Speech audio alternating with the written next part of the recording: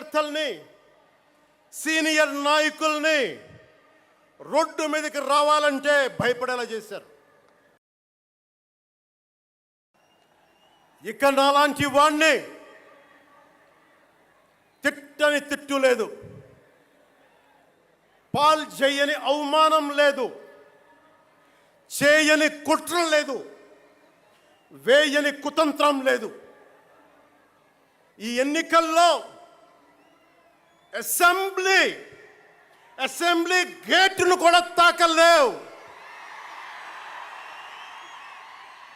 అని మనల్ని ఛాలెంజ్ చేసి సరిచిన ఆ తొడల్ని బద్దలు కొట్టాం. ఏం చేశాం? బద్దలు కొట్టాం. బద్దలు కొట్టి ఆంధ్రప్రదేశ్ అసెంబ్లీలో 21 మంది ఎమ్మెల్యేలతోటి, పార్లమెంటులో రెండు ఎంపీలతోటి అడుగు పెట్టాం.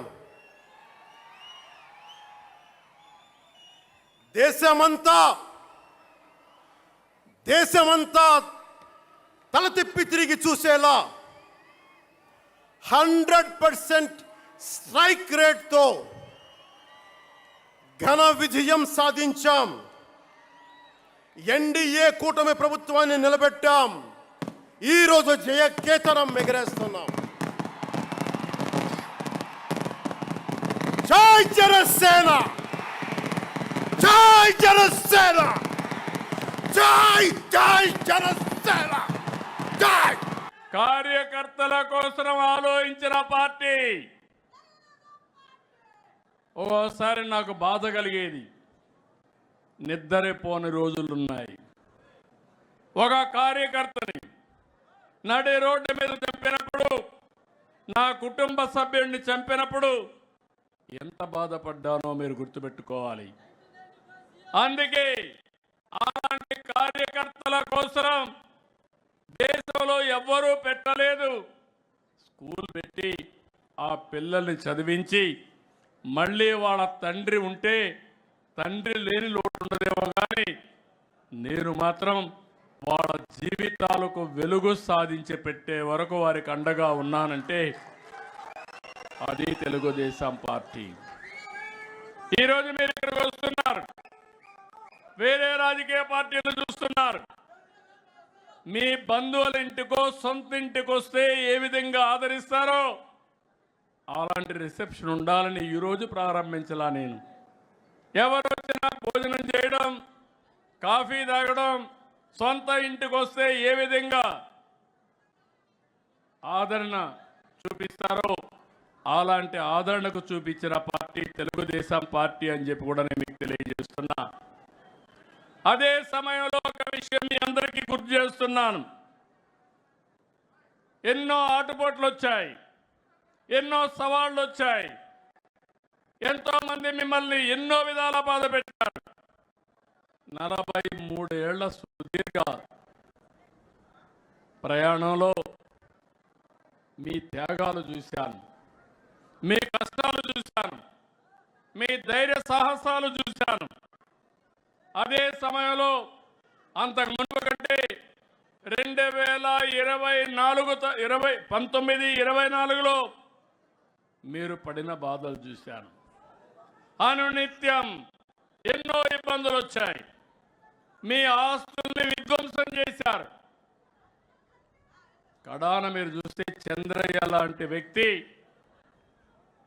మెడ మీద కత్తి పెట్టి నువ్వు కానీ తెలుగుదేశం పార్టీని వదిలేస్తే నీ ప్రాణం కాపాడుకుంటావంటే, నా ప్రాణం పోయినా పర్వాలేదు, తెలుగుదేశం పార్టీ జెండా మాత్రం మోస్తూనే చనిపోతానని,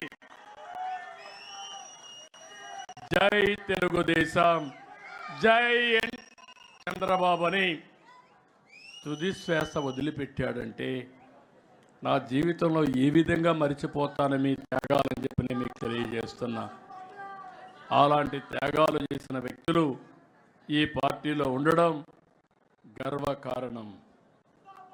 మీరు నరేగాలో పనులు చేస్తే డబ్బులు ఇవ్వకుండా కావాలని వేధించి మిమ్మల్ని ఆర్థికంగా దెబ్బతీసే ప్రయత్నాలు చేశారు.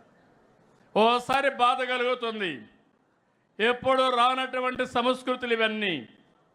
రాజకీయాలు అనేటివి ప్రజాహితం కోసం పనిచేస్తాం, ప్రజల కోసం పనిచేస్తాం. కానీ వీళ్ళు చేసిన పని మీరు చూస్తే కొత్త కొత్త సంస్కృతులు వచ్చాయి. మనిషిని కొడితే లేకుంటే వాళ్ళని వేధిస్తే మళ్ళా రికవర్ అవుతారని కొత్తగా ఒక సంస్కృతి. ఆస్తుల్ని విధ్వంసం చేయడం. మనం పెట్టిన చెట్లు, అరటి తోట కానీ ఆరెంజ్ గార్డెన్స్ కానీ ఇలాంటి గార్డెన్స్ నరికేసి ఆర్థికంగా దెబ్బతీస్తే వాళ్ళని కుంగదీయచ్చని చెప్పి ఆలోచన చేసే రోజులు ఇవి.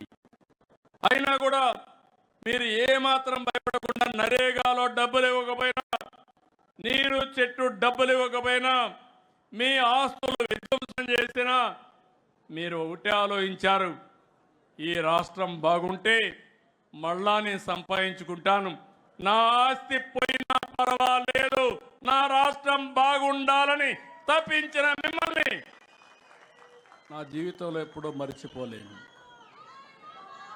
అలాంటి కేసులు చాలా చూశాను. అందుకే నేను ఒకటే చెప్తున్నా, ప్రతి ఒక్క కార్యకర్త చేసిన త్యాగాన్ని గుర్తుపెట్టుకుంటాం. అదే సమయంలో మీ అందరికీ ఒకటే విజ్ఞప్తి చేస్తున్నాను. నేను బయట వస్తే కిలోమీటర్లు పరిగెత్తిన కార్యకర్తలు ఉన్నారు. అదే పని